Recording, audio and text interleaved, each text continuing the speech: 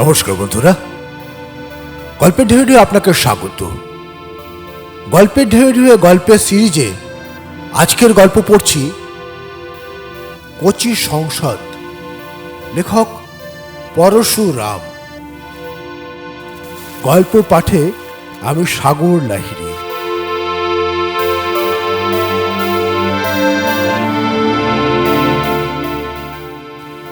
আজকের গল্প কচি সংসদ, লেখক পরশুরাম।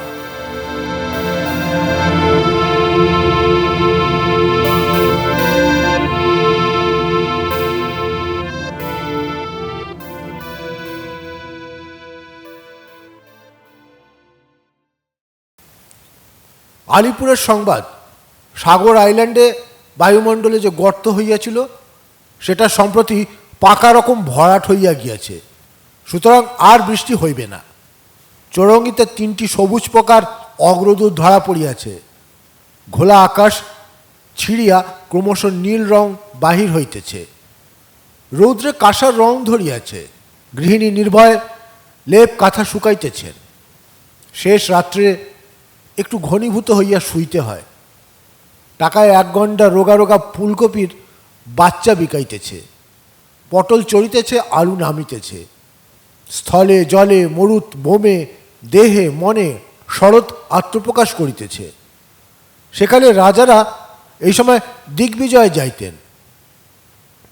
আদালত বন্ধ, আমার গৃহ মক্কেলহীন।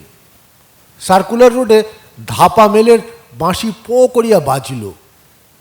চমকিত হইয়া দেখিলাম বড় ছেলেটা জিওমেট্রি ত্যাগ করিয়া রেলের টাইম টেবিল অধ্যয়ন করিতেছে।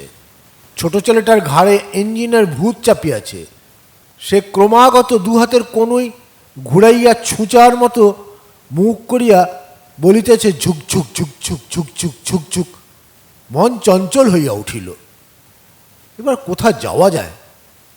2-1 মহাপ্রাণ বন্ধু বলিলেন, পূজার ছুটিতে দেশে যাও, পল্লী সংস্কার করো। কিন্তু অতীব লজ্জার সহিত স্বীকার করিতেছি যে বহু বহু সৎকার্যের ন্যায় এটিও আমার দ্বারা হইবার নয়।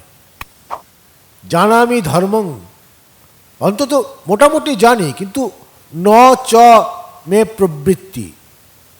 ভ্রমণের নেশা আমার মাথা খাইয়াছে। পদব্রজ, গোযান, মোটর, নৌকো, জাহাজ এসব মাঝে মাঝে মুখ বদলাইবার জন্য মন্দ নয়, কিন্তু জানের রাজা রেলগাড়ি। রেলগাড়ি রাজা EIR। বন্ধু বলেন, ইংরেজের জিনিসে তোমার অত উৎসাহ ভালো দেখায় না। আচ্ছা, রেল না হয় ইংরেজ করিয়াছে, কিন্তু খরচটা কে যোগাইতেছে? আজ না হয় আমরা ইংরেজদের সহিংস বাহবা দিতেছি, কিন্তু এমন দিন ছিল যখন সেও আমাদের কীর্তি অবাক হইয়া দেখিত। আবার পাশা গোলটাইবে, 200 বৎসর সবুর করো, তখন তাড়ায় তাড়ায় মেল চালাইব। ইংরেজ ফ্যাল ফ্যাল করিয়া চাহিয়া দেখিবে, সঙ্গে লইব না, পয়সা দিলেও না। বাংলার নদ নদী, ঝোপঝাড়, পল্লীকুটির ঘুটের সুমিষ্ট ধোঁয়া, পানাপুকুর হইতে উত্থিত জুঁই ফুলের গন্ধ এসব অতি স্নিগ্ধ জিনিস। কিন্তু এই দারুণ শরৎকালে মন চায় ধরিত্রীর বুক বিদীর্ণ করিয়া স্বগর্জনে ছুটিয়া যাইতে। পাঞ্জাব মেল সন সন ছুটিতেছে। বড় বড় মাঠ, সারি সারি তালগাছ, ছোট ছোট পাহাড়, নিমেষে নিমেষে পট পরিবর্তন। মাঝে মাঝে বিরাম, পান, বিড়ি, সিগারেট, চা, গ্রাম, পুরি, কচৌড়ি, রুটি, কাবাব। Dinner sir at Shikohabad. তারপর আবার প্রবল বেগ। টেলিগ্রামের খুঁটি ছুটিয়া পালাইতেছে। দুপাশে আখের ক্ষেত স্রোতের মতো বহিয়া যাইতেছে। ছোট ছোট নদী কুণ্ডুলি পাকাইয়া অদৃশ্য হইতেছে। দূরে প্রকাণ্ড প্রান্তর, অতি দূরে শ্যামায়মান অরণ্যানীকে ধীরে প্রদক্ষিণ করিতেছে। কয়লার ধোঁয়ার গন্ধ, হঠাৎ জানালা দিয়া 1 ঝলক উগ্র মধুর ছাতিম ফুলের গন্ধ। তারপর সন্ধ্যা। পশ্চিম আকাশে ওই বড় তারাটা গাড়ির সঙ্গে পাল্লা দিয়া চলিয়াছে। ওদিকের বেঞ্চে স্থূলধর লালাজি এরই মধ্যেই নাক ডাকাইতেছেন। মাথার ওপর ফিরিঙ্গিটা বোতল হইতে কি খাইতেছে। এদিকের বেঞ্চে 2 কম্বল পাতা, তার উপর আরও 2 কম্বল, তার মধ্যে আমার মধ্যে ভরপেট ভালো ভালো খাদ্য সামগ্রী, তাছাড়া বেতের বাক্সে আরও অনেক আছে। গাড়ির অঙ্গে অঙ্গে লোহালক করে, চাকার ঠোক করে, জিঞ্জিরে ডান্ডার ঝনঝনায় মৃদঙ্গ মন্দিরা বাজিতেছে। আমি চিৎ পাত হইয়া তাণ্ডব নাচিতেছি। হমিন্নস্ত ও হমিন্নস্ত, এই পাশবিক পরিকল্পনা, এই অহেতুকী রেলওয়ে প্রীতি, ইহার পশ্চাতে মনস্তত্ত্বের কোনো দুষ্ট সর্প লুক্কায়িত আছে। গিরিন বোসকে জিজ্ঞাসা করিতে সাহস হয় না। চট করিয়া স্থির করিয়া ফেলিলাম ডালহাউসি যাইব, আমার এক পঞ্জাবি বন্ধুর নিমন্ত্রণে। একাই যাইব। গৃহিণীকে একটা মোটা রকম ঘুষ এবং অজস্র থিয়েটার দেখার অনুমতি দিয়া ঠান্ডা করিয়া রাখিব। কিন্তু ম্যান প্রপোজেস, ওম্যান ডিসপোজেস। আমার বড় সুটকেসটা ঝাড়িতেছি, হঠাৎ বিদ্যুৎ লতার মতো ছুটিয়া আসিয়া গৃহিণী বলিলেন, হোয়াট হোয়াট হোয়াট। এইখানে একটা কথা চুপি চুপি বলিয়া রাখি। গৃহিণীর ইংরেজি বিদ্যা ফার্স্ট বুক পর্যন্ত, কিন্তু তিনি আমার ফাজিল শ্যালকবৃন্দের কল্যাণে গুটিকত মুখরোচক ইংরেজি শব্দ শিখিয়াছেন এবং সুযোগ পাইলেই সেগুলি প্রয়োগ করিয়া থাকেন।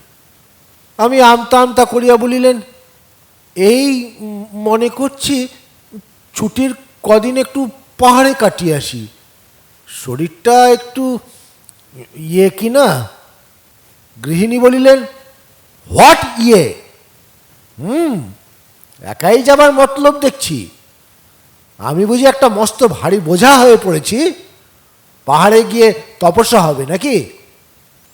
সবাই দেখিলাম শ্রীমুখ ধূমায়মান, বুঝিলাম পর্বত বহ্নিমান। ধা করিয়া মতলব বদলাইয়া ফেলিয়া বলিলাম, রাম বলো, একা কখনো তপস্যা হয়? আমি হব না হব না তাপস, যদি না মিলে তপস্বিনী।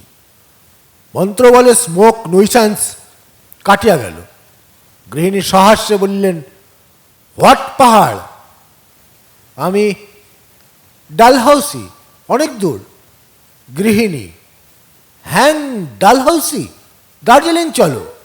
আমার 30 ছড়া পাথরের মালা না কিনলেই নয়, আর 4 ডজন ঝাঁটা, আর অত দাম দিয়ে গলায় দেবার শুঁয়োপোকা কেনা হলো, সেই যে বোয়া না কি বলে, আর হিরে বসানো চরকা ব্রোচ, তা তো এ পর্যন্ত পড়তেই পেলুম না। তোমার সেই ডালকুত্ত পাহাড়ে সেসব দেখবে কে? দার্জিলিংয়ে বরঞ্চ কত চেনাশোনা লোকের সঙ্গে দেখা হবে। টুনি দিদি, তার ননদ, এরা সব সেখানে আছে। সরোজিনীরা, সুকুমাসী, এরাও গেছে। মঙ্কি মিত্রের বউ তার 13টা এড়ি গেঁড়ি ছানাপোনা নিয়ে গেছে। যুক্তি অকাট্য। সুতরাং দার্জিলিং যাওয়াই স্থির হইল। দার্জিলিংয়ে গিয়ে দেখিলাম মেঘে বৃষ্টিতে 10 দিক আচ্ছন্ন। ঘরের বাহির হইতে ইচ্ছা হয় না, ঘরের মধ্যে থাকিতে আরও অনিচ্ছে জন্মে। প্রাতকালের আহার সমাধা করিয়া পায়ে মোটা বুট এবং আপাদ মস্তক ম্যাকিনটস পরিয়া বেড়াইতে বাহির হইয়াছি। জনশূন্য ক্যালকাটা রোডে একাকী পদচারণ করিতে করিতে ভাবিতেছিলাম, অবলম্বনহীন মেঘ রাজ্যে আর তো ভালো লাগে না। এমন সময় অনতি দূরে, এই পর্যন্ত রবীন্দ্রনাথ সহিত আশ্চর্য রকম মিল আছে, কিন্তু আমার অদৃষ্ট অন্য প্রকার। বদ্রাওনের নবাব গোলাম কাদের খাঁর পুত্রের সাক্ষাৎ পাইলাম না। দেখা হইল ডোমরাওয়েনের মোক্তার নকুর চৌধুরীর সঙ্গে, যিনি সম্পর্ক নির্বিশেষে আত্মীয় অনাত্মীয় সকলেরই সরকারি মামা। নকুর মামা পথের পার্শ্বস্থিত খাদের ধারে একটা বেঞ্চে বসে আছেন। তার মাথায় ছাতা, গলায় কমফোর্টার, গায়ে ওভারকোট, চক্ষুতে ভ্রুকুটি, মুখে বিরক্তি। আমাকে দেখিয়া কহিলেন, ব্রজেন নাকি?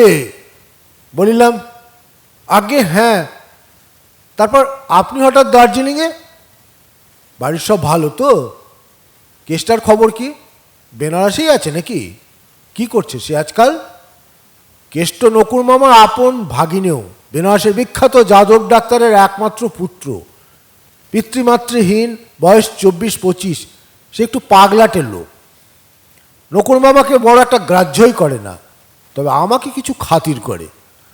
নকুর মামা কহিলেন, সব বলছি, তুমি আগে আমার একটা কথার জবাব দাও দেখি।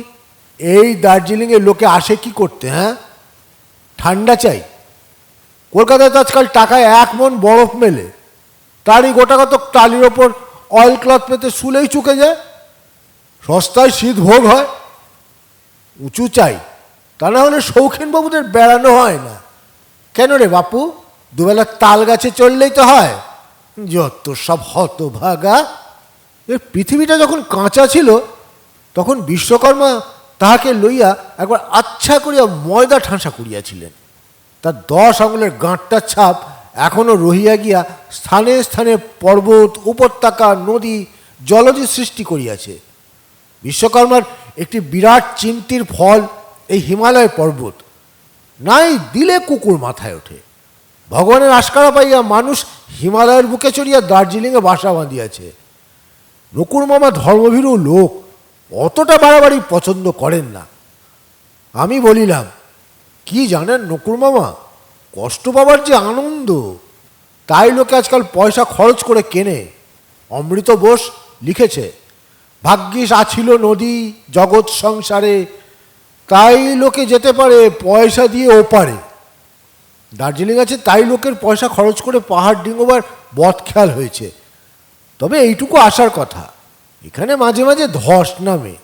বাবা ত্রস্ত হইয়া খাদের কিনারা হইতে সরিয়া রাস্তার অপেক্ষাকৃত নিরাপদ প্রান্তে আসিয়া বলিলেন, উচ্ছন্নে যাবে? এটা কি ভদ্রলোকের থাকবার দেশ? যখন তখন বৃষ্টি, বাসা থেকে বেরুলে তো 10 তলার ধাক্কা, 2 পা হাঁটো আর দম নাও, তাও সিঁড়ি নেই। হোঁচট খেলে তো হাড়গোড় চূর্ণ। চললে হাঁপানি, থামলে কাঁপুনি। কেন রে বাপু? নকুর মামা চারিদিকে একবার ভীষণ দৃষ্টিতে চাহিলেন। সময়টা যদি সত্য ত্রেতা অথবা দাপর যুগ হইত এবং মামা যদি মুনি ঋষি বা ভস্মলোচন হইতেন, তবে এতক্ষণে সমস্ত দার্জিলিং শহর সাহারা মরুভূমি অথবা ছাইগাদা হইয়া যাইত। আমি বলিলাম, তবে এলেন কেন? নকুর, আরে এসেছে কি সাধে? কেসটার স্বভাব জানো তো, লেখাপড়া শিখলি, বেথা কর, বিষয় আশয় দেখ, রোজগার তো আর করতে হবে না, সেসব নয়। দিন কত খেয়াল হলো, ছবি আঁকলে, তারপর আমসত্তর কল করে কিছু টাকা ওড়ালে, তারপর কলকাতায় গিয়ে কতগুলো ছোড়া সর্দার হয়ে একটা সমিতি করলে, তারপর বম্বে গেল, সেখান থেকে আমাকে এক আর্জেন্ট টেলিগ্রাম। কি হুকুম? না, এক্ষুনি দার্জিলিং যাও, মুনসাইন ভিলায় ওঠো, আমিও যাচ্ছি, বিবাহ করতে চাই। কি করি, বড়লোক ভাগ্নে, সকল আবদার শুনতে হয়। এসে দেখি মুনসাইন ভিলায় নরক গুলজার। বরযাত্রীর দল আগে থেকে এসে বসে আছে। সেই কচি সংসদ, কেসটা যার প্রেসিডেন্ট আমি। পাত্রী ঠিক হয়েছে? নকুর, আরে কোথায় পাত্রী, এখানে এসে হয়তো একটা লেপচানি কি ভুটানি বিয়ে করবে। আমি, কচি সংসদের সদস্যরা কিছু জানে না? নকুর, কিচ্ছু না, আর জানলেই বা কি, তাদের কথাবার্তা আমি মোটেই বুঝতে পারি না, সব যেন হেয়ালি। তবে তারা খায় দেয় ভালো। আমার সঙ্গে তাদের এইটুকুই সম্বন্ধ। কেষ্ট বাবাজি আজ বিকেলে পৌঁছবেন। সন্ধেবেলা যদি এসো, তবে সবই টের পাবে। সংসদের সঙ্গেদের সঙ্গে আলাপ পরিচয় হবে। কচি সংসদের কথা পূর্বে শুনিয়াছি। এদের সেক্রেটারি পেলব রায় আমাদের পাড়ার ছেলে। তার পিতৃদত্ত নাম পেলারাম।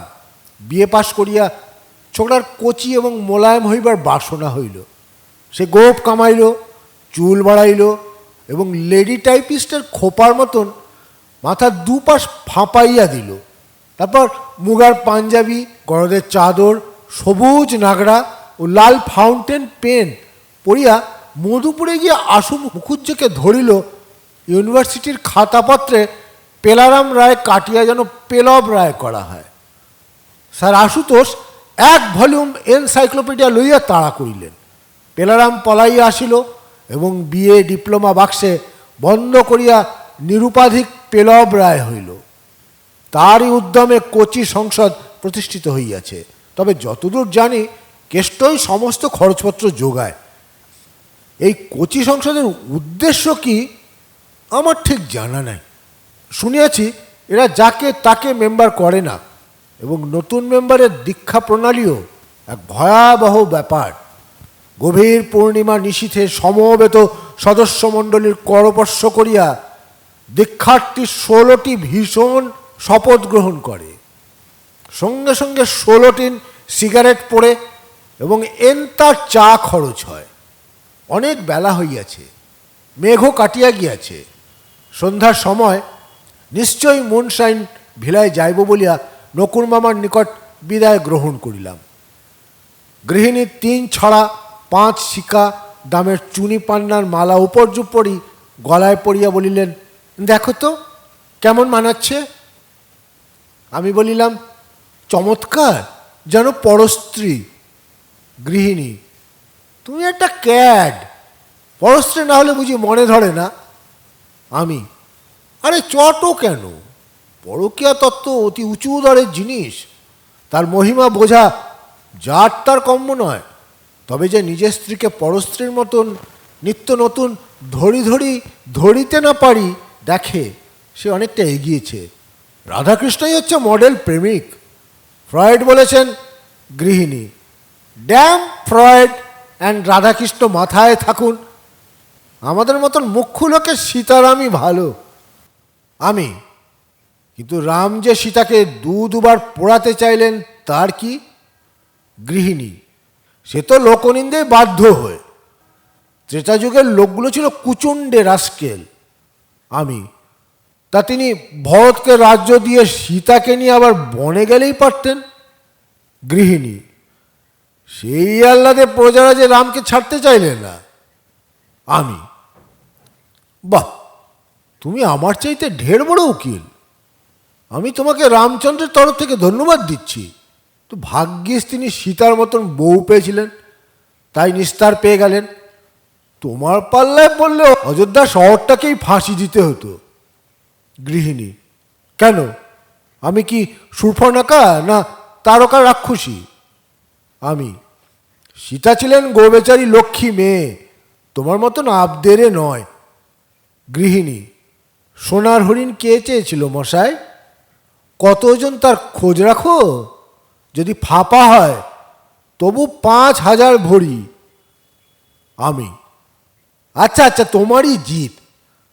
আর শুনেছ, কেষ্ট যে এখানে বিয়ে করতে আসছে, সেই কাশীর কেষ্ট।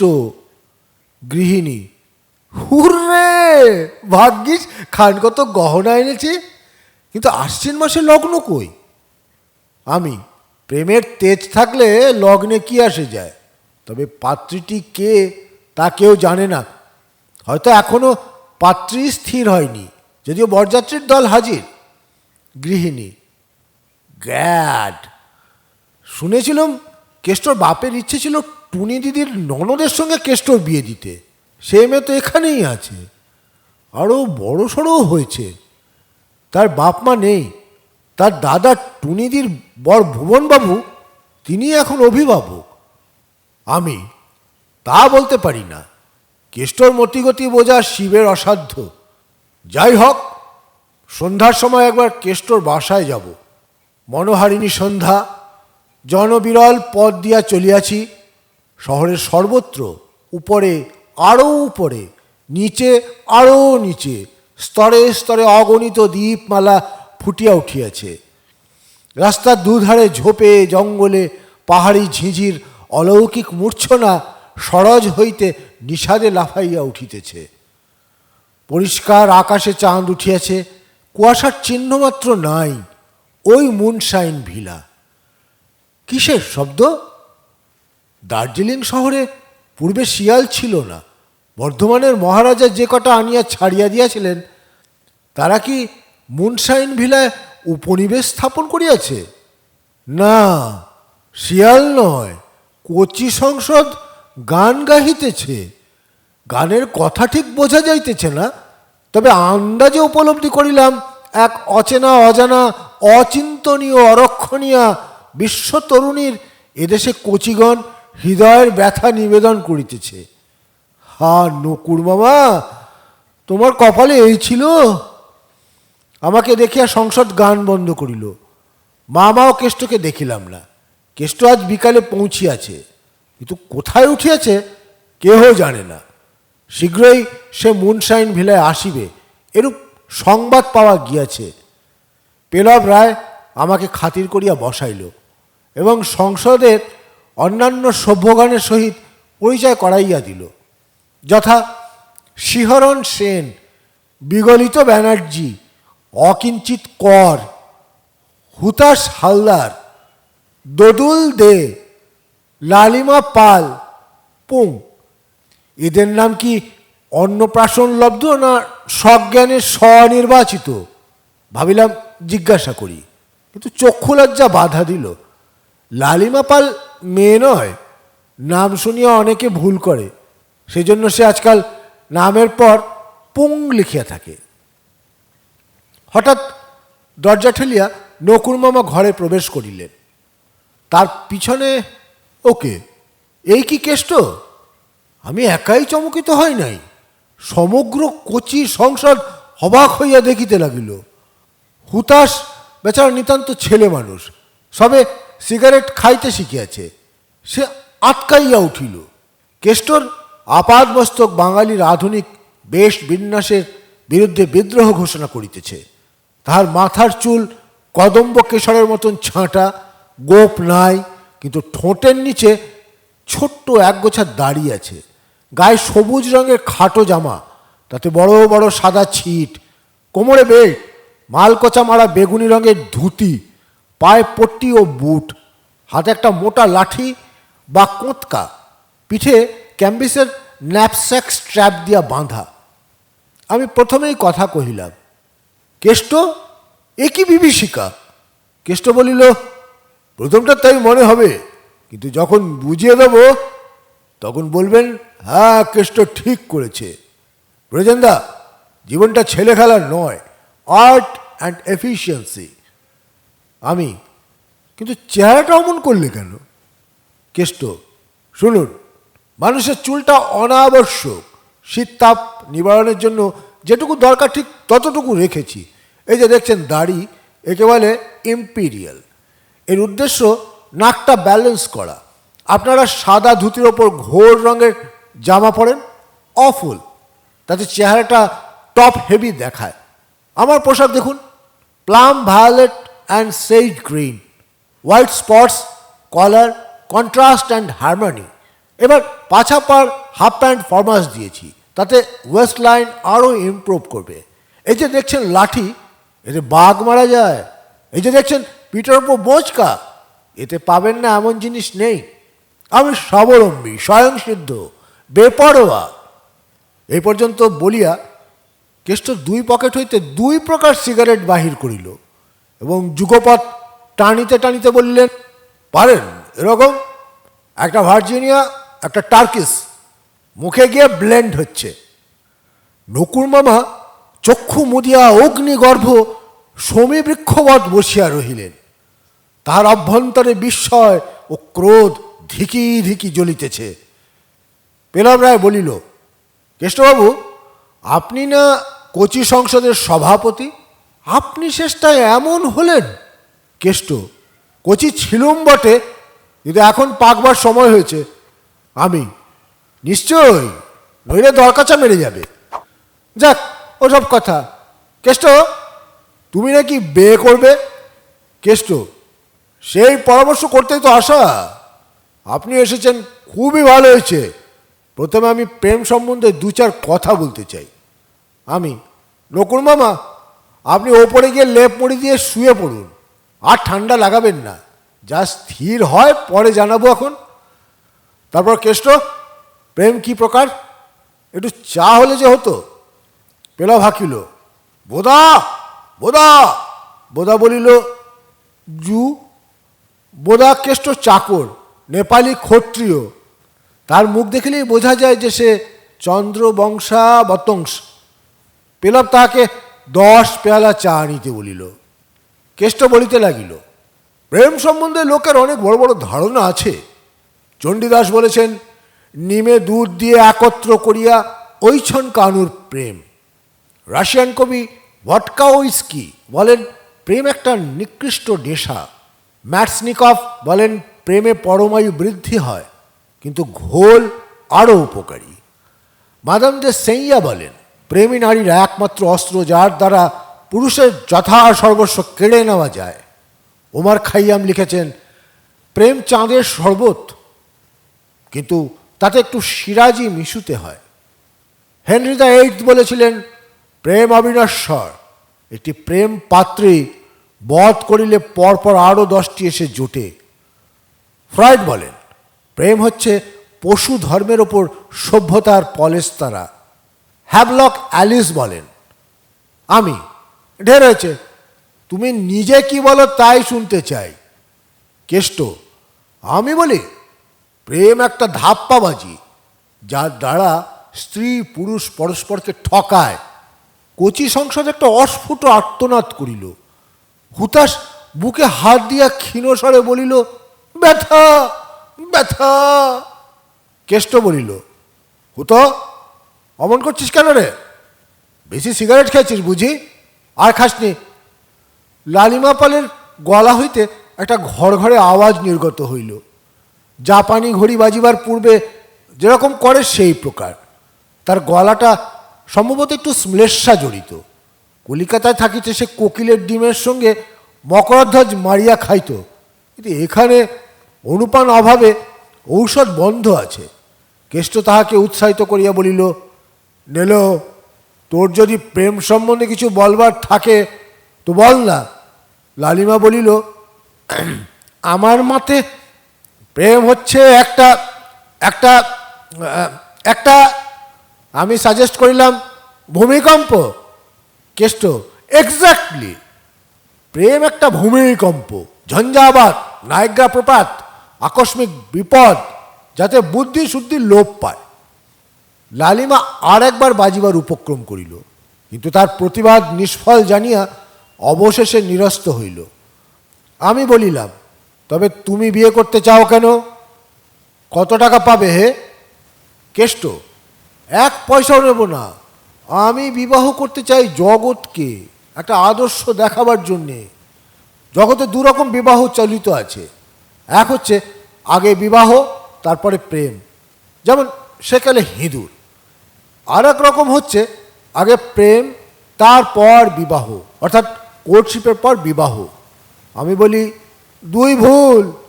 আগে বিবাহ হলে পরে যদি বনিবনা না হয় তখন কোথা থেকে প্রেম আসবে? আর আগে প্রেম পরে বিবাহ এও সমান খারাপ, কারণ কোর্টশিপের সময় 2 পক্ষই প্রেমের লোভে নিজের দোষ ঢেকে রাখে। তারপর বিবাহ হয়ে গেলে যখন গলন বেরিয়ে পড়ে তখন টু লেট। আমি ওসব তো পুরনো কথা বলছো, তুমি কি ব্যবস্থা করতে চাও তাই বলো।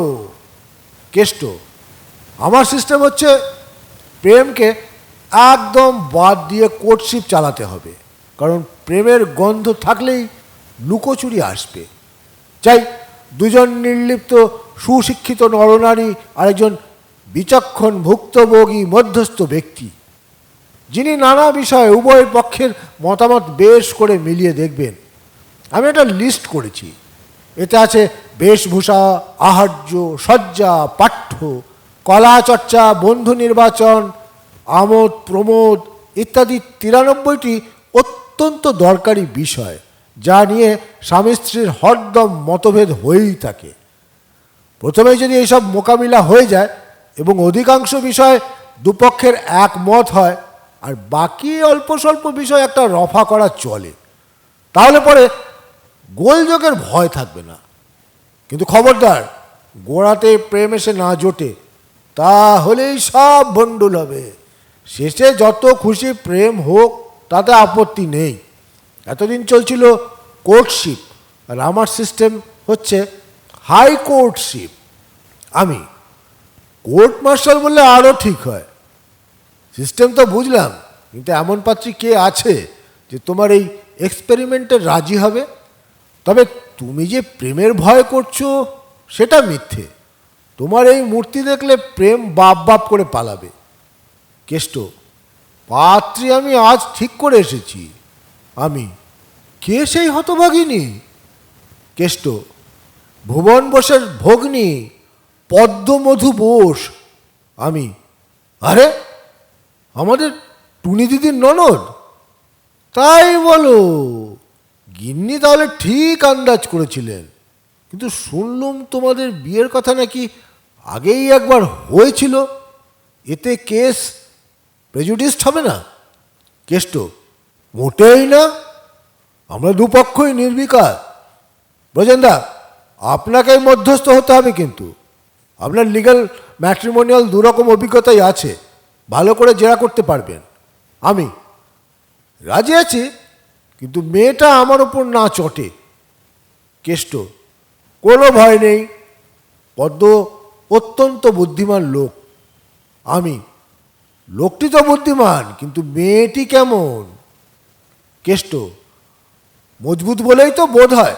7 মাইল হাঁটতে পারে, 2 ঘন্টা টেনিস খেলতে পারে, মাস্কুলার ইন্ডেক্স খুব হাই, ফ্যাটিক কোএফিশিয়েন্ট বেশ লো, সেলাই জানে, রান্না জানে, লজিক জানে, বাজে তর্ক করে না, ইকোনমিক্স জানে, গান গাইবার সময় বেশি চেঁচায় না। তাহলে কাল সন্ধ্যেবেলা ভুবনবাবুর বাড়ির ঠিক যাবেন, লাভলক রোড, মডলিন কটেজ। আমি প্রতিশ্রুতি দিয়া গৃহাভিমুখ হইলাম। মনসাইন ভিলার গেট পার হইতেই একটা কোলাহল কানে আসিল। আন্দাজে বুঝিলাম কচি সংসদের রুদ্ধ বেদনা মুখরিত হইয়া কেষ্টকে গঞ্জনা দিতেছে। আমি আর দাঁড়াইলাম না, সমস্ত শুনিয়া গৃহিণী মত প্রকাশ করিলেন, রিপিং পার্সি থিয়েটারের চাইতেও ভালো। আমি কিন্তু তোমার সঙ্গে যাচ্ছি, যদি 5 টাকা দিয়ে টিকিট কিনতে হয় তাতেও রাজি আছি। আমি বলিলাম, কিন্তু তোমাকে তো শুনতে দেবে না, হাইকোর্টশিপ গোপনে হয়, ওইটুকুই সাধারণ কোর্টশিপের সঙ্গে মেলে। ঘরে থাকবো শুধু আমি, কেষ্ট আর পদ্ম। গৃহিণী: আড়ি পাতবো? আমি: তার দরকার হবে না, সব কথাই পরে শুনতে পাবে। আমার যে কান, তাহা তোমার হোক। গৃহিণী: যাই হোক, আমিও যাব। আমি: কিন্তু পরের ব্যাপারে তোমার ওরকম কৌতূহল তো ভালো নয়। ফ্রয়েডের কি ব্যাখ্যা করেন জানো? গৃহিণী: খবরদার, ও মুখ পড়ার নাম করো না বলছি। অগত্যা দুজনেই টুনি দিদির বাসায় চলিলাম। ভুবনবাবু ও টুনি দিদি এরা যেন সাংখ্য দর্শনের পুরুষ প্রকৃতি। কর্তাটি কুড়ের সম্রাট, সমস্ত ক্ষণ ড্রেসিং গাউন পরিয়া ইজি চেয়ারে বসিয়া বই পড়েন ও চুরুট ফোকেন। গিন্নিটি ঠিক উল্টো, অসীম শক্তিময়ী, অঘটন ঘটন পটিয়াসী। মাছ কোটা হইতে গাড়ি রিজার্ভ করা পর্যন্ত সব কাজ নিজেই করিয়া থাকেন। কথা কহিবার ফুরসত নাই। তাড়াতাড়ি অভ্যর্থনা শেষ করিয়াই অতিথি সৎকারের বিপুল আয়োজন করিতে রান্নাঘরে ছুটিলেন। পদ্ম আসিয়া প্রণাম করিল। খাসা মেয়ে, কেষ্টা হতভাগা বলে কিনা মজবুত। এ কি হাতুড়ি না হামানদিস্তা? কচি সংসদের মধ্যে বাস্তবিক যদি কেউ নিরেট কচি থাকে তবে সে কেষ্ট। যতই প্রেমের বক্তৃতা দিক, ঋষি শৃঙ্গের একটা শিং ছিল, কেষ্ট 2টো শিং। কিন্তু এই সুশ্রী বুদ্ধিমতী সপ্রতিভ মেয়েটি কেন এই গর্দবের খেয়ালে রাজি হইল? স্ত্রী জাতি বাঁদর নাচ দেখিতে ভালোবাসে। পদ্মের উদ্দেশ্য কি শুধু তাই? স্ত্রী চরিত্র বোঝা শক্ত না, মনস্তত্ত্বের বইগুলো ভালো করিয়া পড়িতে হইবে। হাইকোর্টশিপ আরম্ভ হইল। ঘরের পর্দা ভেদ করিয়া সুদূর রান্নাঘর হইতে টুনি দিদি ও আমার গৃহিণীর উচ্চ হাসি এবং কাটলেট ভাজার গন্ধ আসিতেছে। আমি যথাসাধ্য গাম্ভীর্য সঞ্চয় করিয়া শুভ কার্য আরম্ভ করিলাম। এই মোকদ্দমায় বাদী, প্রতিবাদী, অনুবাদী, সংবাদী, বিসংবাদী কে কে তাহা এখনো স্থির হয়নি, কিন্তু সেই জন্য বিচার আটকাবে না। কারণ 2 সাক্ষী হাজির, শ্রীমান কেষ্ট ও শ্রীমতী পদ্ম। কেষ্ট বলিল, ব্রজেনদা, আপনি এই গুরু বিষয় নিয়ে আর তামাশা করবেন না, কাজ শুরু করুন। আমি: ব্যস্ত হও কেন, আগে যথারীতি সত্যপাঠ করাই। শ্রীমান কেষ্ট, তুমি শপথ করে বলো যে তোমার মধ্যে পূর্বরাগের কোনো কমপ্লেক্স নেই। যদি থাকে তবে মোকদ্দমা এখনই ডিসমিস হবে। কেষ্ট, একদম নেই। পদ্ম যখন 5 বছরের আর আমি যখন 10 বছরের, তখন ওকে যেরকম দেখতুম এখনও ঠিক তাই দেখি। তবে আগে ওকে ঠ্যাঙ্গাতুম, এখন আর ঠ্যাঙ্গাই না। আমি, শ্রীমতী পদ্ম, কেষ্টর প্রতি তোমার মনোভাব কীরকম তা জিজ্ঞাসা করে তোমার অপমান করতে চাই না।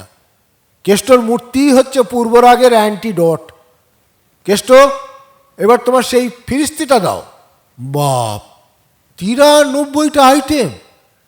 বেশভূষা, আহার্য, সজ্জা, পাঠ্য, এ তো দেখছি পাক্কা 15 দিন লাগবে। দেখো, আজ বরঞ্চ আমি গোটা কতক বাছা বাছা প্রশ্ন করি। যদি অবস্থা আশাজনক বোধ হয় তবে কাল থেকে সিস্টেমেটিক টেস্ট শুরু হবে। আচ্ছা, প্রথমে আহার্য সম্বন্ধে জিজ্ঞাসা করি, কারণ ওইটাই সবচেয়ে জরুরি। ফ্রয়েড যাই বলুন। কেষ্ট, তুমি কি লঙ্কা খাও? কেষ্ট, ঝাল আমার মোটেই সহ্য হয় না। আমি, পদ্ম কি বলো?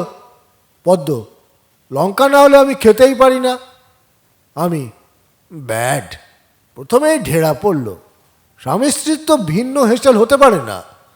রফা করা চলে কিনা পরে স্থির করা যাবে।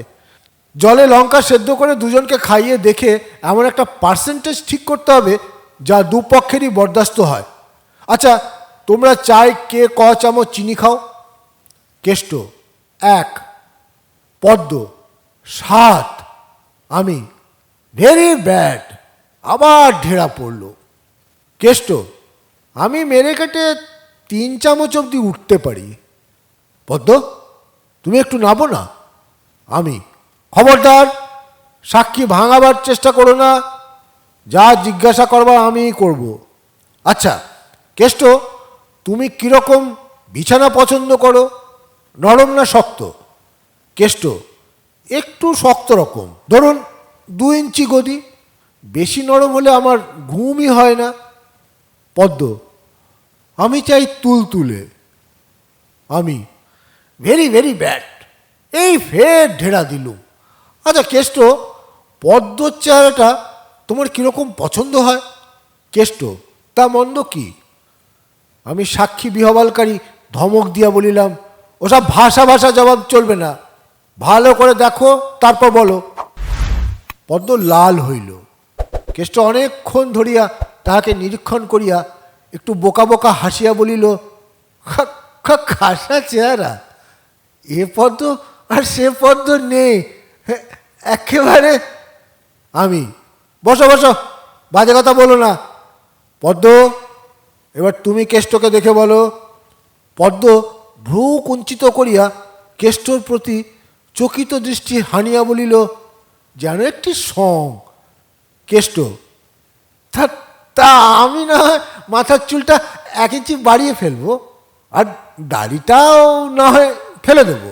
আচ্ছা, এই হাত দিয়ে দাড়িটা চেপে রাখলাম। এবার দেখো তো পদ্ম। পদ্ম হাসিয়া লুটাইয়া পড়িল। আমি বলিলাম, হোপলেস। আপত্তির প্রতিকার হতে পারে, কিন্তু বিদ্রুপের ওষুধ নেই। কেষ্ট একটু গরম হইয়া বলিল, আপনি তো যা তা রিমার্ক করে সব ভুলিয়ে দিচ্ছেন। আমি, আচ্ছা বাপু, তুমি নিজেই না হয় জেরা করো।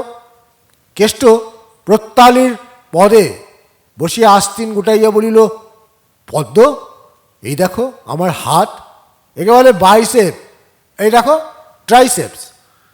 এইরকম জবরদস্ত গরম তোমার পছন্দ হয় না ব্রজেন্দার মতো গোল গাল নাদুস নুদুস চাও? তোমার মতামত জানতে পারলে আমি না হয় আমার আদর্শ সম্বন্ধে ফের বিবেচনা করব। পদ্ম, তোমার চেহারা তুমি বুঝবে, আমার তাতে কি? আমি তো আর তোমায় দারোয়ান রাখছি না। কেষ্ট, আচ্ছা তোমার হাতটা দেখি একবার, কীরকম পাঞ্জার জোর। কেষ্ট খপ করিয়া পদ্মর পদ্মহস্তে ধরিল। আমি বলিলাম, হা হা হা, ও কি সাক্ষীর উপর হামলা? ওসব চলবে না। আমার উপর যখন বিচারের ভার, তখন যা করবার আমিই করব। তুমি ওখানে গিয়ে বসো। কেষ্ট অপ্রতিভ হইয়া বলিল, বেশ তো, আপনি ফের কোশ্চেন করুন। আমি, আর দরকার নেই, তোমাদের মোটেই মতে মিলবে না, রফা করাও চলবে না। আমি এই হুকুম লিখলুম, ন্যাপু নাথিং ডুইং।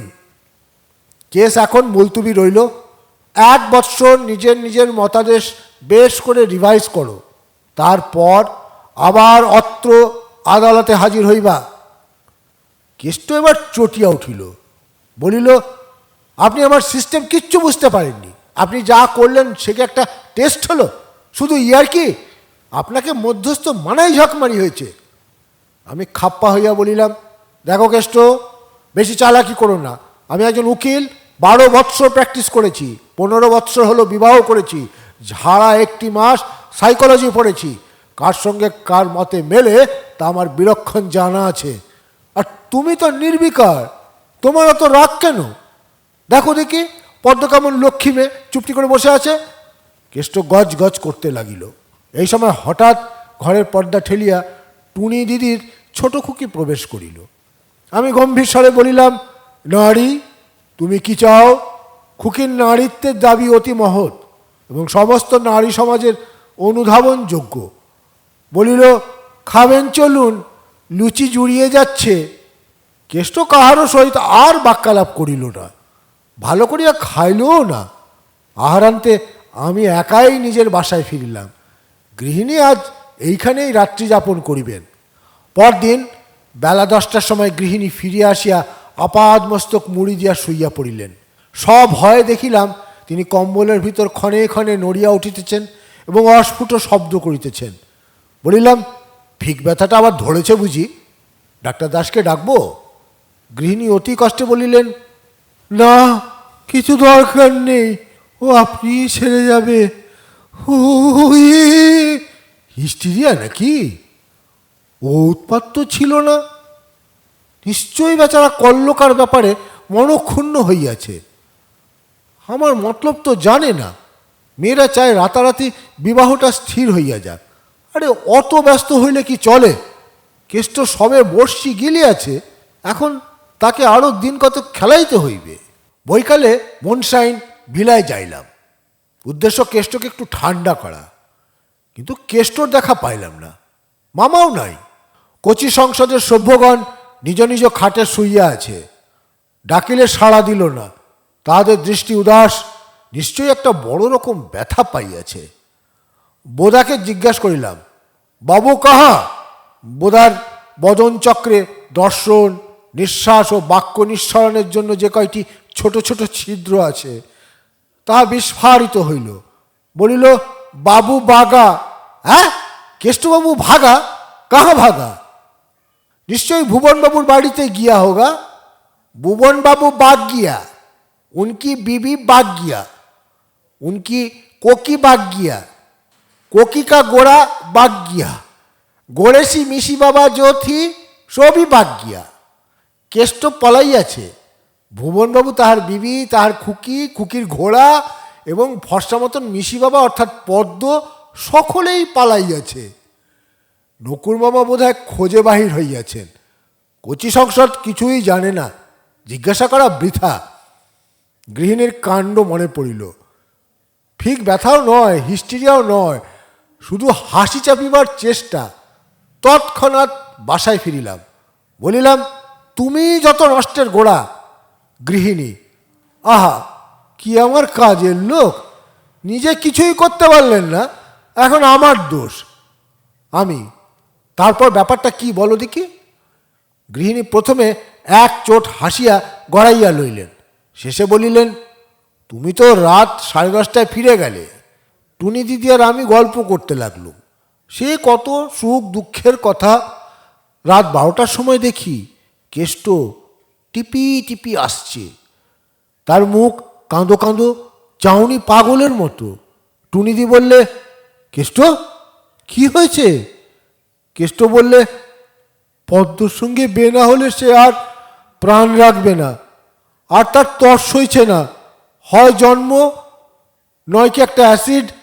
আমি বললাম, তার আর চিন্তা কি, অ্যাসিড ডাক্তারখানায় পাওয়া যায়, আর পদ্ম তো মজুতি আছে। আগে সকাল হোক, তারপর যা হয় একটা ব্যবস্থা করা যাবে। কেষ্ট বললে, সে এক্ষুনি তার সঙ্গে সাজ ফেলে দিয়ে ভদ্রলোক সাজবে, কিন্তু অত লাফালাফির পর 5 জনের কাছে মুখ দেখাবে কেমন করে? টুনিদি বললে, কুছ পরোয়া নেই, কালকের মেলেই কলকাতায় পালিয়ে যাও, গিয়েই বেদবো। পদ্ম বিগড়ে বসলো। টুনিদি বললে, নে নে নে কি? টুনিদিকে জানো তো, তার অসাধ্য কাজ নেই। সেই রাত্রেই মশাই মোট বাঁধা হয়ে গেল 163টা লাগেজ। তারপর আজ সকালে তাদের ট্রেনে তুলে দিয়ে এখানে চলে এলুম। বিবাহের পর 1.5 মাস কেষ্ট আমার সঙ্গে লজ্জায় দেখা করে নাই, সবে কাল আসিয়া ক্ষমা চাহিয়া গিয়াছে। আমি তাহাকে সর্বান্তকরণে মার্জনা করিয়াছি এবং মনস্তত্ত্ব হইতে নজির দেখাইয়া বুঝাইয়া দিয়াছি যে তাহার লজ্জিত হইবার কোনো কারণ নাই। কেষ্টর মনের আড়ালে যে আর একটা উপমন এতদিন ছাই চাপা ছিল, তাহারই ভূমিকম্পের ফলে সে বাঁদর নাচিয়াছে। কেষ্ট সংসদ ছত্রভঙ্গ হইয়া গিয়াছে। কেষ্ট আবার একটা নতুন ক্লাব স্থাপন করিয়াছে, হই হয় সংঘ। ইতিহাস প্রসিদ্ধ হই হয় ক্ষত্রিয়গণের সঙ্গে ইহার কোনো সম্বন্ধ নাই। ইহার মেম্বার সস্ত্রীক আমি ও কেষ্ট। এই বড়দিনের বন্ধে আমরা হাওড়া হইতে পেশাওয়ার পর্যন্ত হৈ হৈ করিতে যাইব।